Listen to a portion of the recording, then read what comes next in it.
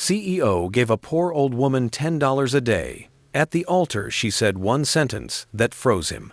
Before we begin, I'd love to know something. Where in the world are you listening from? Tell me in the comments. I love seeing how far these stories travel. And if you enjoy stories like this, make sure to subscribe so you don't miss the next one. And tell me in the comments what you think about this story when it's over. I really love reading your thoughts. Lusaka always woke up before the sun, not because the city was impatient, because the city was hungry. By 5 a.m., the roads already carried the weight of people chasing tomorrow.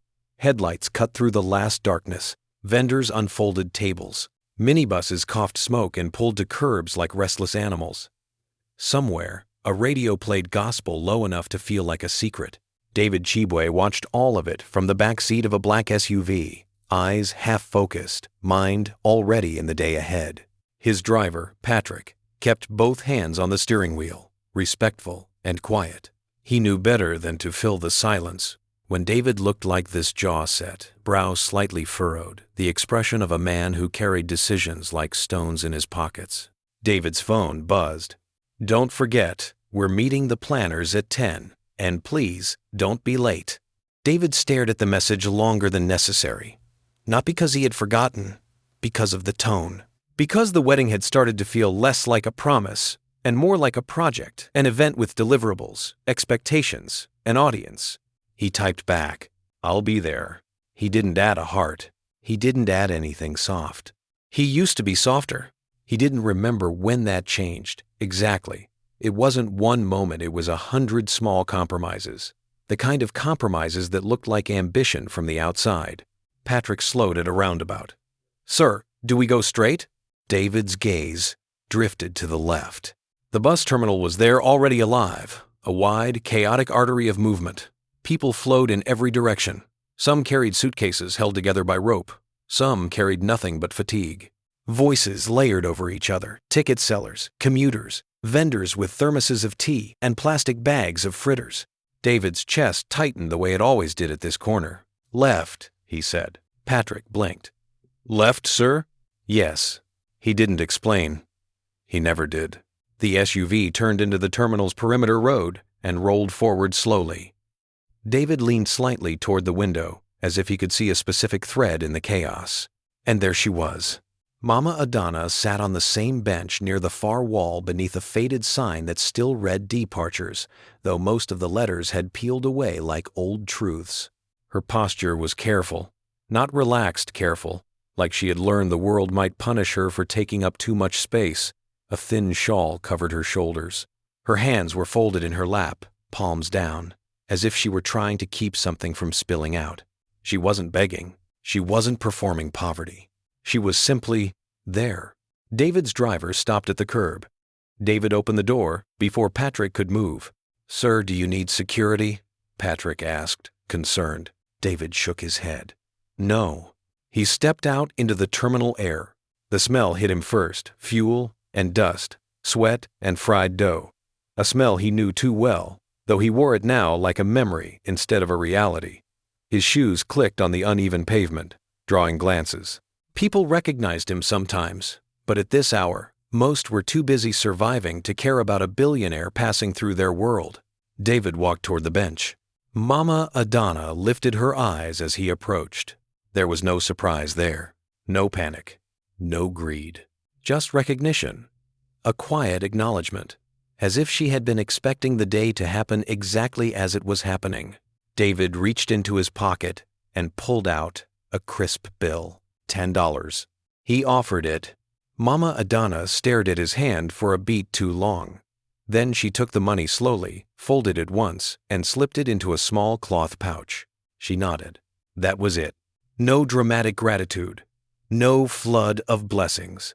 No trembling hands kissing his knuckles like the videos online. Just one nod. David stayed standing, waiting he didn't know what for. He never knew what for. Something inside him always paused here, like an unseen part of himself was checking whether the world still made sense. Mama Adana spoke first, her voice dry but steady. "You are early," David exhaled. "I had time. Men like you do not have time. she said, matter of fact. He almost smiled. Maybe I do. She tilted her head slightly, studying him. Her eyes were sharp for someone who looked so fragile. They didn't beg. They measured. You are getting married soon, she said. David stiffened. You heard about that? Mama Adana shrugged. As much as a shrug could exist in bones like hers, people talk, even the poor, especially the poor. He nodded, unsure why the comment struck him. It wasn't that she knew. It was that she said it like it mattered. You should be happy, she added. David looked past her at the terminal's chaos. I am. Mama Adana didn't argue, but her silence did. David's phone buzzed again. We need your signature on the revised contract. Investors are anxious. David shoved the phone back into his pocket without answering. He didn't know why he didn't answer. He just didn't. Mama Adana's gaze shifted to his hand. There was a faint tremor in his fingers, almost invisible. You carry heavy things, she said quietly. David swallowed. It comes with the job.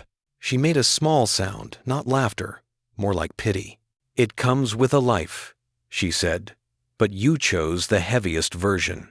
David wanted to ask her what she meant. He didn't. Instead, he nodded once, the way she always did, and turned to leave. Behind him, Mama Adana's voice followed softly. Tomorrow. David paused at the sound of the word. Not a request, not a demand, a certainty. He didn't look back. Tomorrow, he echoed, and walked away. If David had been honest, he would have admitted that the $10 meant nothing. $10 was lunch. $10 was a tip he forgot he gave. $10 was the kind of money that didn't even register in his accounts. But it wasn't about the number. It was the ritual, the repetition, the strange calm he felt in that 1-minute exchange, like his life so fast, so loud had a small pocket of quiet hidden inside it.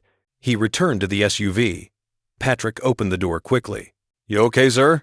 David sat down, staring forward. Yes. Patrick hesitated. Who is she? David's jaw tightened. No one. The lie tasted bitter, because she wasn't no one. Not anymore. Later that morning, the wedding planners met David and Joy at a luxury hotel downtown. Everything was glossy. White linens, silver cutlery, water served in glass bottles that looked too clean to touch. Joy sat straight-backed, her tablet open, eyes moving like she was reading a contract. We'll need final confirmation on the guest list, the lead planner said, smiling too hard. We're at 946 guests. Joy didn't blink. Make it 950. My uncle is bringing 4 additional executives. David stared at the numbers as if they were someone else's life. 950. He couldn't remember if his mother had even had 9 people at her funeral. If she'd had a funeral. The thought came uninvited, sharp as a needle.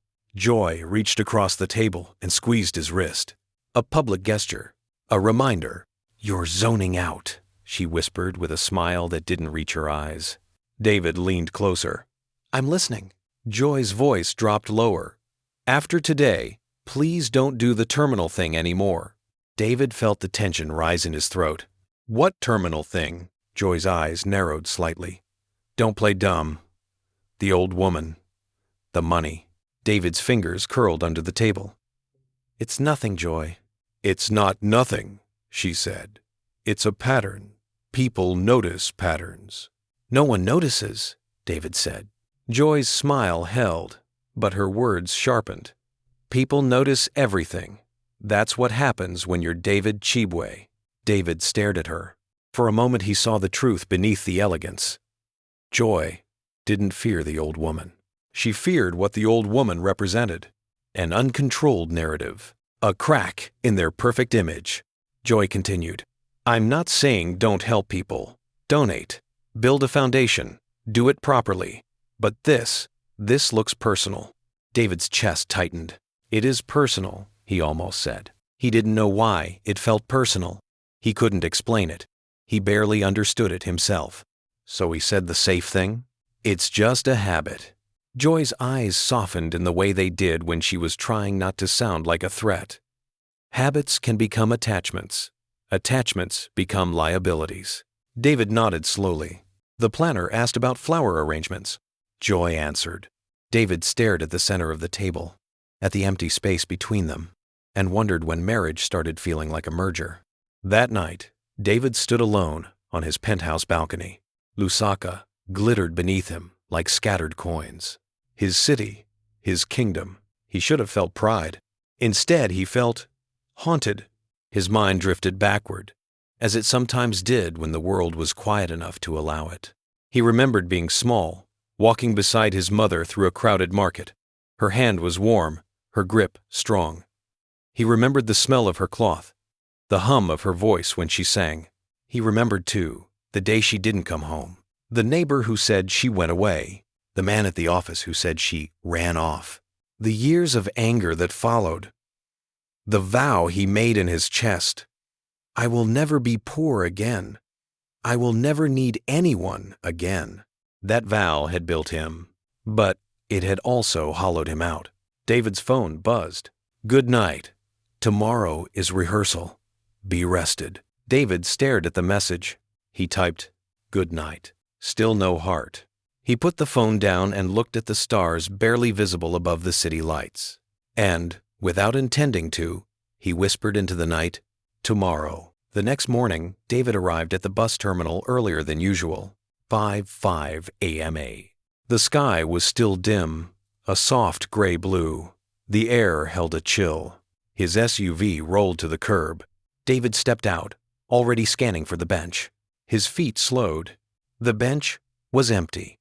He stared at it like a man staring at a missing limb. He walked closer, looking left and right.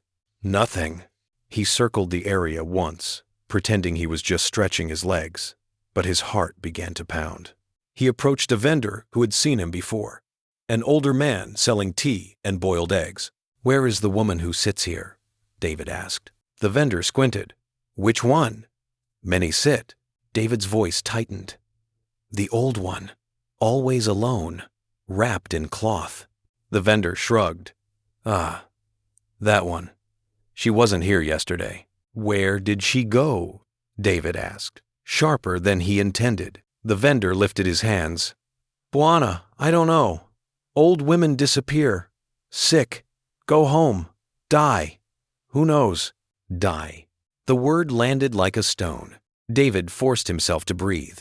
She has family? He asked. The vendor shook his head. Never saw anyone with her. David's mind raced. It was ridiculous he had given her $10 a day without learning her story, without learning her address, without learning her name beyond what people casually called her. He had assumed she would always be there. A fixed point. A ritual. He reached into his pocket and realized his fingers were still holding the crisp bill. $10. With nowhere to go. David stood there longer than he should have, the morning rushing around him. For the first time, he understood what it meant when someone said the poor could disappear. Not because they wanted to. Because no one built systems to keep them from falling through the cracks. His phone buzzed again. Don't be late today. This matters. David stared at the message. Then, slowly, he folded the $10 bill and put it back in his pocket. And something in him, something old and buried, began to wake up. David did not go straight to the office that morning. That alone should have told him something was wrong. Instead of the familiar glass tower downtown, he asked Patrick to drive slowly through the neighborhoods bordering the bus terminal. Streets narrowed. Buildings leaned inward, like tired shoulders. Children in worn uniforms walked in clusters, laughter echoing despite the dust. David watched everything with an unfamiliar ache in his chest. Every face blurred into a question he had never asked before. Where do people go when they disappear? Patrick glanced at him through the mirror. Sir, are we lost? David shook his head. No, just driving. But he was lying. He was circling an absence. He tried reason first. People get sick. People move. People don't show up anymore. It meant nothing. Except it meant everything. He replayed every exchange with Mama Adana in his head. Every nod. Every sentence spoken carefully, like she was rationing truth. You carry heavy things.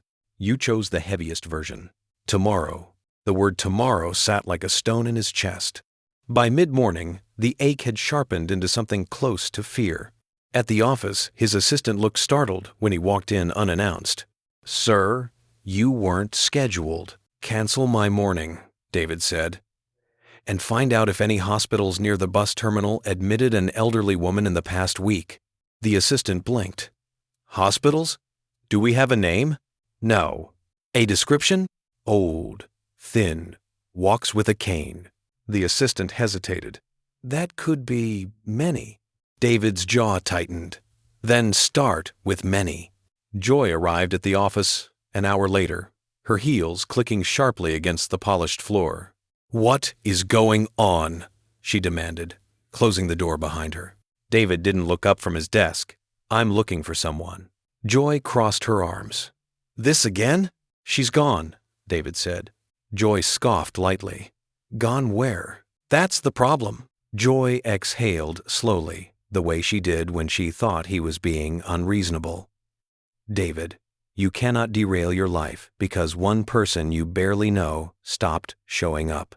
"I know her," he said quietly. Joy leaned forward, palms on the desk. "No, you don't. You invented a story around her because it made you feel grounded." David finally looked at her. "And what if she's sick?" Joy paused. "What if she needed help and I was the only person who noticed she existed?" he pressed. Joy's voice hardened. "This is exactly why I warned you. You are not responsible for every broken system." David stood slowly. "Maybe I should be." Joy laughed once, sharp and humorless. "That's not noble. That's naive." The word cut deeper than he expected. Joy softened her tone, stepping closer. "Listen to me. You are days away from a wedding that will define your public legacy. This," she gestured vaguely, "this distraction could become a scandal." David's mouth twisted. "A scandal. Right." Joy reached for his hand. "Let professionals handle charity. You handle leadership." David pulled his hand back. "This isn't charity," he said. "This is something else." Joy stared at him, searching his face like she was looking for the man she thought she knew. "You're changing," she said quietly. David didn't deny it. The hospital records came back incomplete. Most public facilities didn't digitize admissions reliably. Names were misspelled, ages approximated, entire days missing. David sat with a private investigator that afternoon, frustration simmering beneath his calm exterior. "There's one name that keeps appearing," the investigator said carefully. "Adana." David's heart jumped. "Adana?" "Yes. First name only. No ID. Admitted 3 days ago to Kanyama General." David was already on his feet. The hospital was crowded. Corridors overflowed with people sitting on floors, leaning against walls, waiting with the resigned patience of those who knew. Complaining changed nothing. David moved through it all unnoticed at first, until a nurse recognized him and froze. "Sir." He nodded briefly. "I'm looking for a patient." The nurse hesitated. "Which ward?" "Where do you keep people who are told to wait?" David said. The nurse swallowed and gestured down a dim hallway. David followed it. He found the bench, a long wooden bench against a peeling wall, the same one Mama Adana had described once, casually, like it wasn't the place she nearly disappeared. David's throat tightened. A janitor mopping nearby glanced at him. "You looking for someone?" "Yes," David said. "An old woman. Adana." The janitor's face shifted. "Ah." David's pulse spiked. "You know her?" "She was here," the man said. "They moved her." "Where?" The janitor hesitated. "Mortuary." The word hit David like a physical blow. "No," he said sharply. "She was talking 2 days ago." The janitor looked at him with pity. "That happens." David stood there long after the janitor walked away. He had spent his life mastering loss in abstract ways, numbers, risks, projections. This was different. This was immediate, human.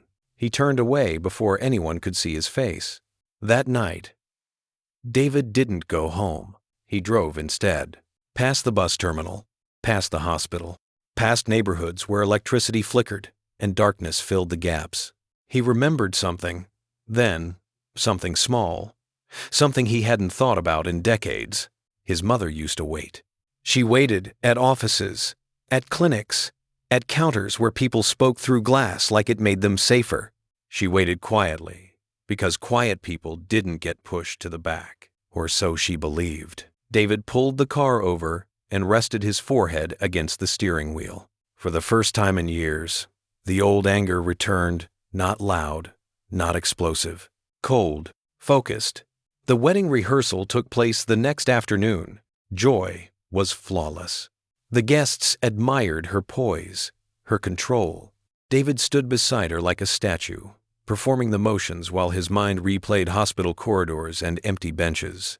Joy whispered sharply during a pause, "You're embarrassing me." David met her eyes. "I'm barely holding myself together." Joy's smile never wavered for the audience. Do it later. Later. Everything important in David's life had always been scheduled for later. That night, David dreamed of his mother. She stood at the bus terminal bench, younger than he remembered, her hands folded the same way Mama Adana's were. She didn't speak. She just waited. The morning of the wedding dawned bright and unforgiving. David dressed mechanically. The suit fit perfectly. The mirror reflected a man who looked composed, successful, untouchable. But inside him, something was unraveling. At the church, guests filled the pews. Music swelled. Joy walked down the aisle, radiant. David took his place at the altar. The officiant smiled. "This is a joyous day." The doors creaked open. A murmur rippled through the crowd. David lifted his eyes and froze. Mama Adana stood at the entrance, alive, walking slowly, very slowly. Her presence shattered the air. Joy's breath caught. "No," she whispered. Mama Adana walked down the aisle, cane tapping against marble, each step echoing louder than the music. David couldn't move. She stopped in front of him, looked up. Her eyes were clearer than ever.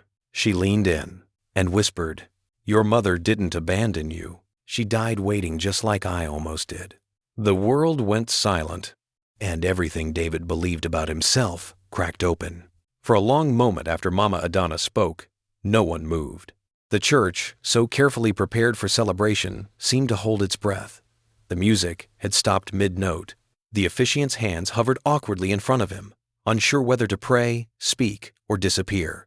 Guests leaned forward in their seats, the way people do when they sense history unfolding in real time. David Chibwe stood frozen.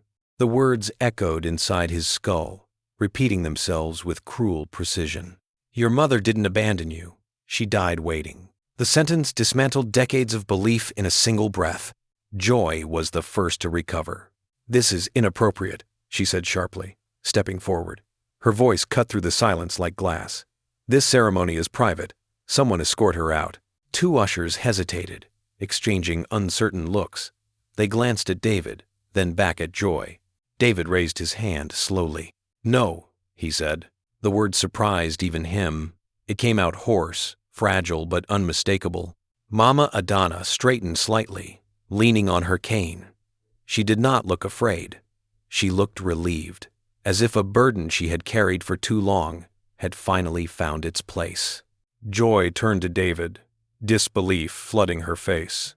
"You can't be serious." David looked at her, truly looked at her, and realized something terrifying. She was worried about appearances. He was worried about truth. "Give me a moment," he said quietly. Joy laughed once, sharp and incredulous. "You're going to stop our wedding for this?" David didn't answer. He stepped down from the altar and stood in front of Mama Adana. "My mother," he said carefully. "You knew her." Mama Adana nodded. "I shared a bench with her, a corridor, a silence."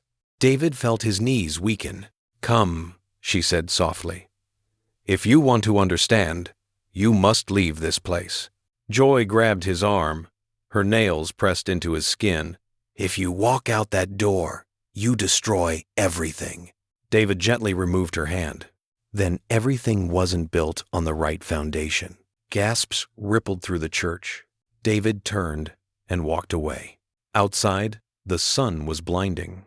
Mama Adana sat slowly on a stone bench beneath a jacaranda tree. Purple petals clung to her worn shoes. David sat beside her without caring, who watched. For the first time in his life, he felt small. "She talked about you," Mama Adana said, staring straight ahead. "Every day, even when her voice was weak." David's throat tightened. "Why didn't anyone tell me?" Mama Adana exhaled slowly. "Because no one thinks poor women leave sons who become powerful. They assume abandonment. It makes the story easier." David pressed his palms together, grounding himself. "She waited," Mama Adana continued. "At the clinic, at the records office, at the bus stop, always waiting for something to move." David closed his eyes. "Where?" he whispered. "Where did she die?" Mama Adana named the hospital. David nodded once. "Take me." The hospital smelled exactly like memory. Disinfectant, layered over sweat and sickness. Cracked tiles. Long corridors filled with people sitting on benches. Eyes trained forward, like hope might be called by name. Mama Adana guided him through it with the ease of someone who had learned the geography of neglect. "This is where they told her to wait," she said, stopping near a wall where paint peeled in thin strips. No bed, no number. David's chest burned. "I searched for records years ago," he said. "They told me there was nothing." Mama Adana nodded. "Records forget people who don't pay." David clenched his jaw. They found a clerk willing to speak only after recognizing David. Files were pulled. Pages turned. Dates aligned. And there it was. His mother's name, misspelled. Her admission recorded. Her discharge never completed. A blank where death should have been documented. She died 3 days before her name reached the list. The clerk whispered. David stared at the paper until the letters blurred. His mother hadn't disappeared. She had waited. The media descended quickly. A billionaire walking out of his own wedding was too powerful a story to ignore. Cameras followed David everywhere. Headlines screamed speculation. Joy called him that night. Her voice was tight. "You humiliated me." David sat alone in his office, lights off, city glowing beyond the glass. "I didn't plan to. You chose a stranger over me." "She wasn't a stranger," he replied. "She was the only one who remembered my mother." Joy went silent. "You're burning your future," she said finally. David looked at his reflection in the dark glass. "I'm finally facing my past." Joy hung up. She never called again. David threw himself into the investigation. Not quietly. Not carefully. He pulled hospital audits. Demanded transparency. Funded independent reviews. What he uncovered sickened him. Waiting lists manipulated by informal payments. Files delayed for those without money. Patients told to wait until their conditions worsened enough to justify attention. David stood before a room of administrators one afternoon, his voice calm but lethal. "My mother died because waiting was cheaper than care," he said. "That ends now." Some protested. Others resigned. The system resisted, but money, when aimed with purpose, had a way of forcing truth into the light. Mama Adana watched him closely throughout it all. "You are angry," she said one evening as they sat again at the bus terminal bench. "Yes," David replied. "And I don't know what to do with it." She nodded. "Use it to open doors, not to close your heart." David looked at her. "Why did you come to the wedding?" Mama Adana smiled faintly. "Because she asked me to." His breath caught. "My mother?" "Yes," she said. "She said if I ever saw you happy, about to begin something new, I must tell you the truth so your life wouldn't be built on a lie." David bowed his head. Months passed. The wedding became a memory people whispered about. The scandal turned into reform.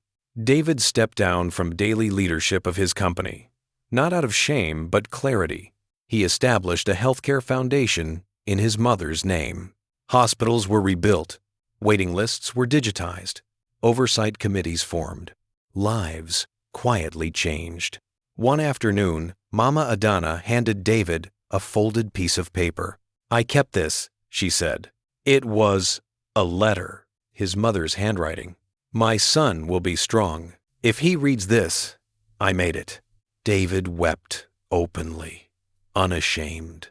A year later, David stood at a different kind of ceremony. No white fabric, no orchestra, just a ribbon stretched across the entrance of a new public clinic. Mama Adana sat in the front row. David spoke briefly. "I was taught that success meant never waiting," he said. "I was wrong. Success means making sure others don't have to wait alone." He cut the ribbon. Applause rose, not loud, but real.